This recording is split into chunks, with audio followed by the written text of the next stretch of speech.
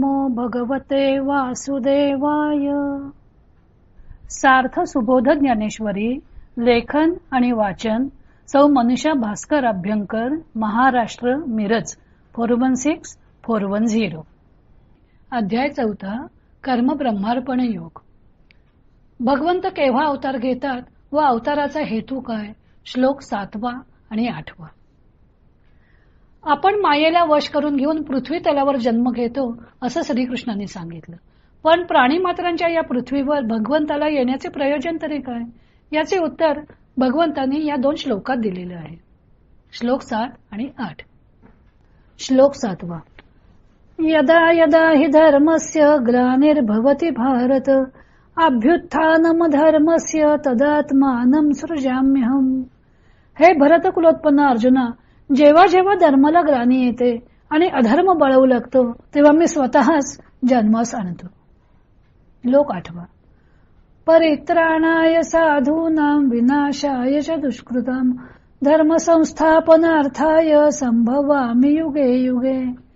सज्जनांच्या रक्षणाकरता आणि दुर्जनांच्या नाशाकरता व धर्माची संस्थापना करण्याकरता मी युगायुगाचे ठिकाणी अवतार घेतो.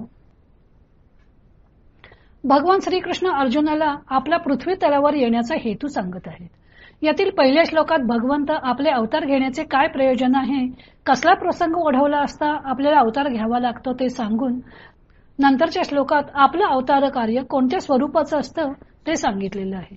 भगवान सांगतात की जेव्हा जेव्हा धर्माला ग्लानी येते म्हणजे धर्म लोप पावू लागतो व अधर्म बळावू लागतो तेव्हा सज्जनांचे रक्षण, दुर्जनांचे पारिपत्य व धर्म संस्थापना करण्यासाठी मी अवतार घेत असतो. अवतार शब्दात अव अधिक तरुतर असा धातू आहे. त्याचा अर्थ आहे खाली येणे.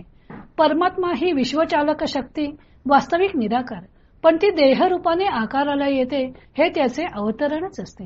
आपले स्थान सोडून किंचित खाली येणेच असते. धर्म लोप पावतो तेव्हा भगवंत येतात.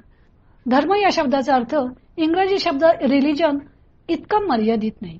हिंदू, मुसलमान, ख्रिस्ती, पारशी म्हणजे धर्म असं नव्हे, तर संस्कृत मध्ये या शब्दाला न्याय, नीती, कायदा, सुव्यवस्था, सदाचार अशा अर्थाच्या अनेक छटा आहेत.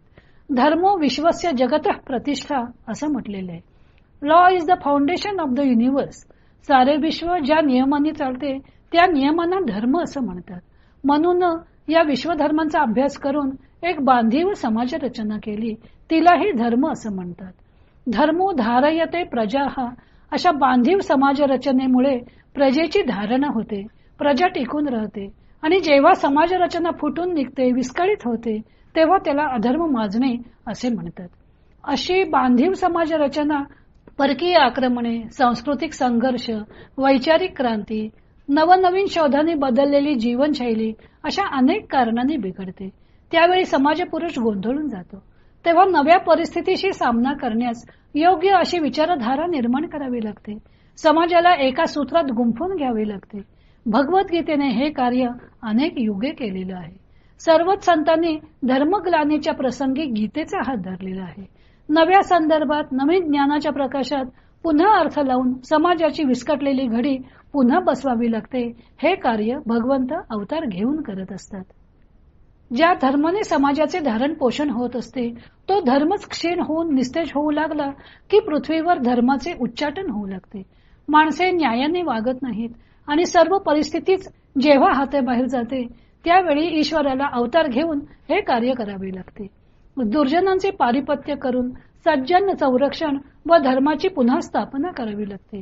कारण ईश्वराने जसे यज्ञचक्र लावून दिले आहे ते सुरळीतपणे चालले पाहिजे हा त्याचा हेतू असतो. वास्तविक धर्माची मूलतत्वे सनातन असतात, पण धर्माचे परिस्थितीनुरूप बाह्यांग बदलते. त्यामुळे काळानुरूप समाज धर्माची स्थापना करावी लागते. श्लोकात युगे युगे असे शब्द आलेले आहेत. त्याचा अर्थ प्रत्येक युगात भगवंताचा अवतार होतो असा होतो. तथापि ईश्वराचा अवतार एका युगात एकच होतो असे नाही, अनेकही होतात. तेव्हा 4 युगांच्या कालगणनेशी हा शब्द संयुक्त न करता जेव्हा जेव्हा परिस्थिती बदलते, कालानुरूप पुन्हा पुन्हा समाज बांधणी करावी लागते, तेव्हा तेव्हा ईश्वर अवतार घेतो असा अर्थ संयुक्तिक होतो. आता या 2 श्लोकांवरील ज्ञानदेवांचे भाष्य आपण उद्या पाहू.